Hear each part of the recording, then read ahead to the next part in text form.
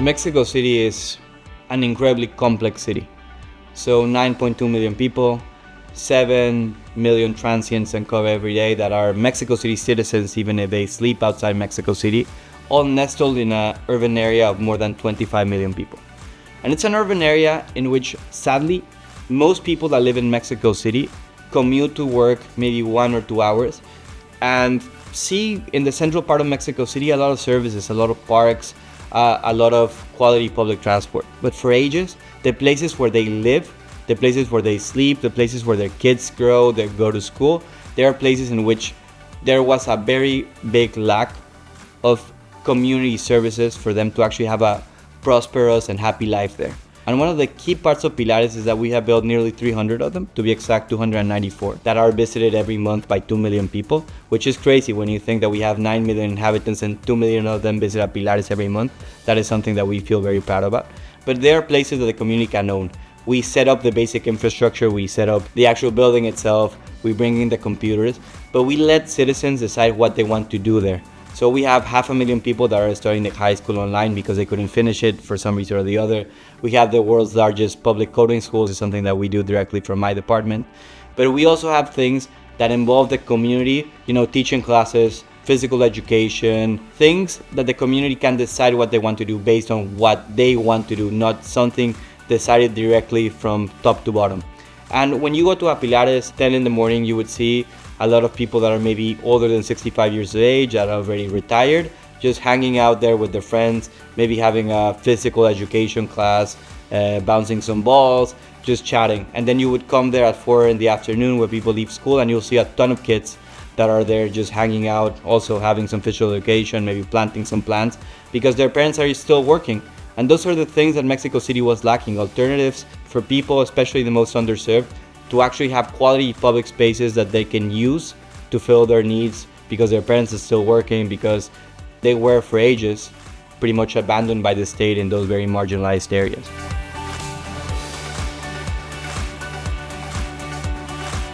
What we have been seeing through Pilares that are designed by some of Mexico's best architects, that design matters. That when you build something that is not only functional, but also incredibly pretty and that it revitalizes the area, people feel like they're seen, people feel like they're heard, people feel like they have dignity, people feel like government actually cares. And that is a crucial part of what we do. It's not only about doing it, it's about revitalizing that relationship between government and the most underserved to show them that they actually are the people that are in charge, that we are only a tool for fulfilling their needs.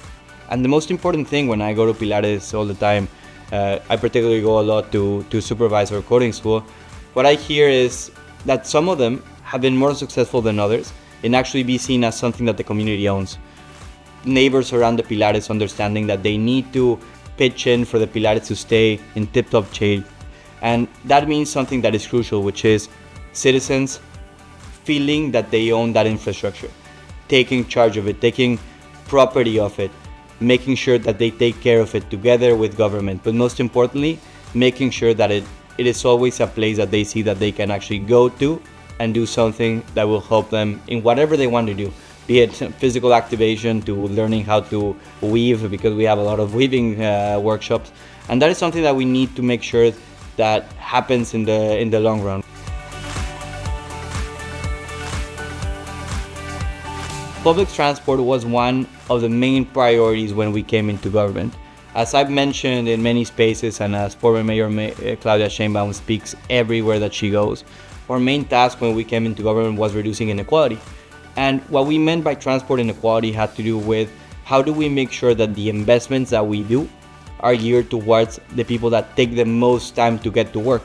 Unfortunately, in Mexico City for a long time, public transport infrastructure was concentrated in the central parts of Mexico City, which involved people like me that live in central areas having a breeze of public transport, 15 minutes to work. But there was a big gap of how people get to the central area. So most of the things that we have built in terms of transport are precisely that. How do we invest in, for example, and we feel incredibly proud, having built the 3 world's longest cable car lines that are built in the mountainous areas at the periphery of Mexico City that reduce travel time by up to 75% for most of those cities. Instead of having to take maybe 2 hours getting from the top of a little mountain to where you get into the subway line. Now it takes 15-20 minutes. But the important thing is we have built those infrastructure projects around crucial areas, and the idea is how do we integrate them. And one really successful part of that has been with the integration through the unified mobility model of a single card that is multimodal for every single ride, which means you use the same card for the subway, you use the same card for the bus, you use the same card for the trolley, you use the same card for the cable bus. And that might seem simple because other countries around the world have done it maybe 20-25 years ago. But for Mexico City, it was quite a game changer because it reduces the expenditure that citizens use by a lot of money, and especially money that is allocated to the poorest families. And that is part and just an example of this integrative vision that Mayor Sheinbaum has proven very successful to deliver in the city, which is how do we not only build those services in the most marginalized areas, but how do we work better as government for it to be more seamless in the user experience that citizens face. And that might seem only a small part comparing to building a metro line, but it's a part that actually puts a cherry on top so that citizens feel like they have an integrated journey within the whole system.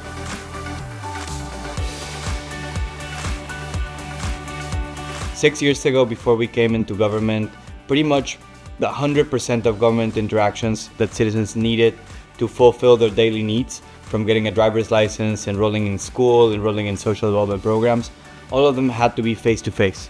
That involved many of them, particularly the persons that lived the furthest away from government offices, to sometimes spend a day or two, lose their wages, lose a lot of time, have to figure out where to keep their kids while they were away, so that they could access basic rights and services. Our transformation of digital services is based on reducing that need for them to go, walking or on public transport or driving to those particular offices.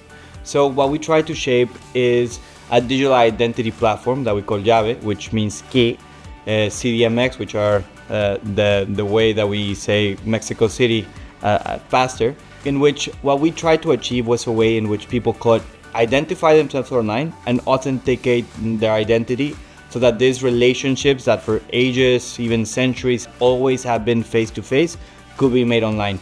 And additionally, as we try to have a very ambitious strategy to simplify and digitize most government procedures, we decided to do it all through a single platform.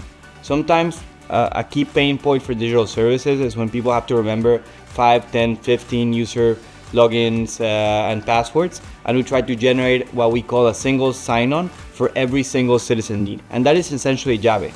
So in two components, a way in which you have a single password and username, but on the back end, a way in which we can make sure to identify people and to authenticate them. In this way, every single interaction we can make digitally without the need for them to see face-to-face a public servant. As the key results that we have seen, Mexico City, when we first came into government, had nearly 2,100 procedures. Procedures mean those interactions that can be of different types.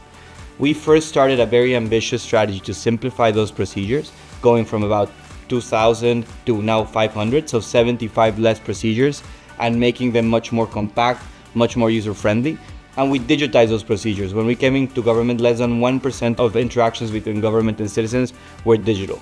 Now we are aiming at finishing the administration in nearly 80% in a couple of months' time.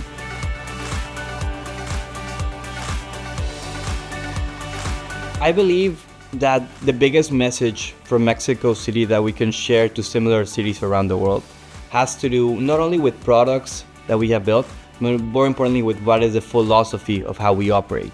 I believe very personally, and is the view of the group that I've had the privilege of leading in Mexico City, that what this means is that for ages, when somebody needed to build something digital, what they would do is they would write up a tender and they would find some private provider to actually build that service. That might have made sense a few years ago when digital technology was still kind of niche and it was still very hard to come by with the experts. But the world has come so much forward in the sense that so many people are able to develop services. There's many developers that you can hire, many product managers that you can find that want to work in government because of its impact. That our vision is that cities around the world should understand that they need, and they can, most importantly, build digital teams with internal capacity. Hire product managers, hire developers to build most of the things that you need. Maybe 80% of the digital services that you need, you can build in-house with relatively simple development processes. Maybe leave that 20% to very particular tenders to the private sector, but you can build most of your volume within house capacity. And the key challenge today is how do we make leaders invest in generating that public capacity to solve our own problems. Just like government for ages has been able to solve problems, and we have internal teams that, pothole avenues, design urban planning, we need to understand that those capacities that we have been able to build for many topics in cities across the world need to start thinking about building those same capacities in terms of digital delivery.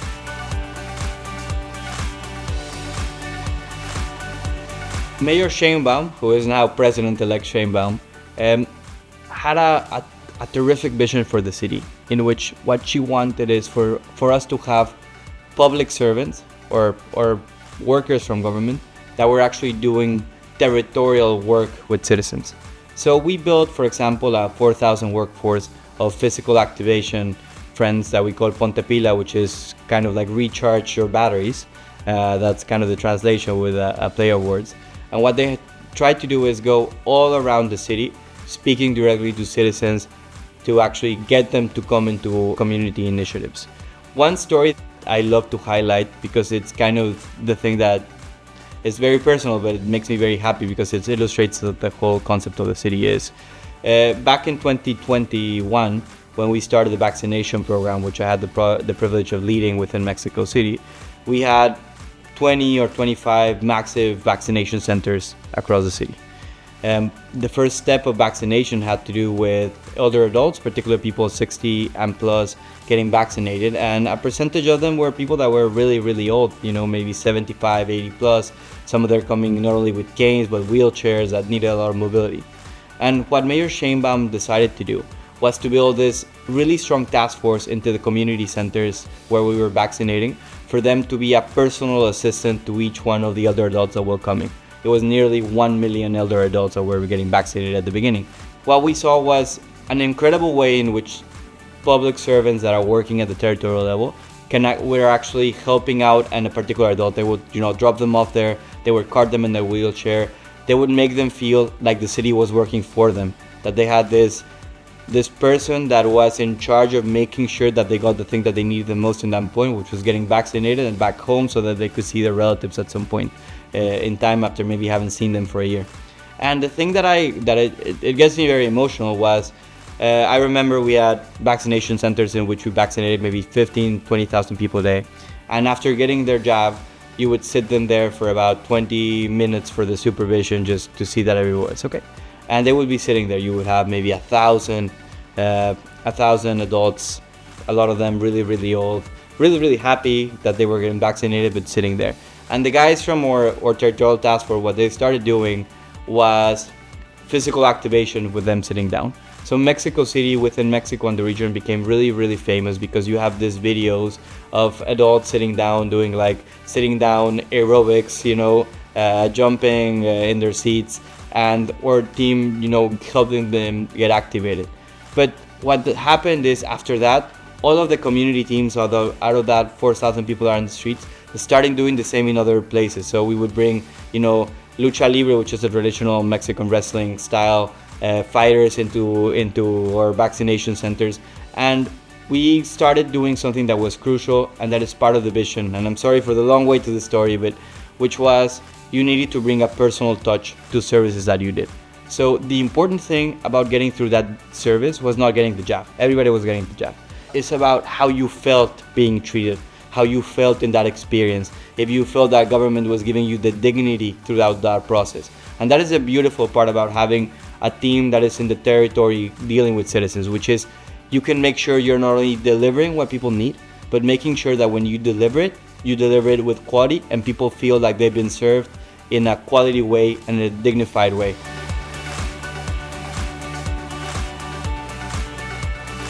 When you look at the cities that have come before us, they are some of the most innovative cities in the world, some cities that have gone through great strides to improve the lives of their populations, to be more sustainable, more livable, more resilient. Us joining that select club makes us very happy for a couple of reasons. The first one is because it shows that while we still have tremendous obstacles to surpass, tremendous needs that need to be addressed within our city, we have shown that we are on the right track.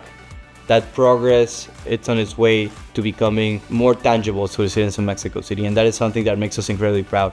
It motivates us to work harder. It makes us feel that everything that we have spent over the last 5 years achieving is going in the right direction. That is something that us as public servants, we feel very proud of. But more importantly, it puts us in a select group of cities like the other laureates and the special mentions from this year, of cities that share common challenges across the world. And one of the beautiful things about this World City Prize has to do with that. It is not only awarding this prize to the cities that are the usual suspects when you think about the most advanced and developed cities, but it's a prize that looks at where you were a few years ago, where you are now, and awards you the prize based on the journey, based on those challenges that you have been able to tackle, even if they're still in progress, rather than because you have fulfilled them already and you have solved them. And when you look at the cities that are part of the prize, you find a group of cities in which you can find a lot of inspiration. And hopefully, those other cities across the world and cities that come after us in this prize will also look at some things that we have done in Mexico City as a little inspiration to improve the lives of their own citizens.